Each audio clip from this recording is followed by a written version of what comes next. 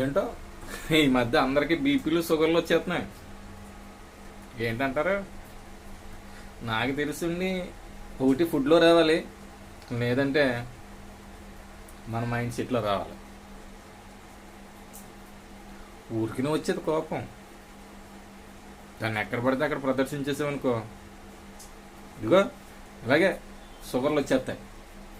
కాబట్టి పగలు పత్తికరాలకు పోకుండా, రగిలిపోకుండా, ఎక్కువగా రగిలిపోతే మన హార్ట్ పగిలిపోతుంది, బ్రెయిన్ చిదికిపోతుంది. కాబట్టి ఎవడు ఎలా పోతే మనకెందుకు, వాడి జీవితం వాడి ఇష్టం. మన జీవితం ఎలా ఉండాలనేది మనం స్కెచ్ చేసుకోవాలి, అంతే.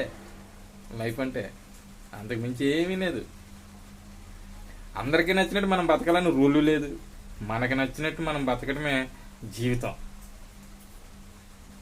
ఎస్, మీరు కూడా అలాగే ఆలోచించండి.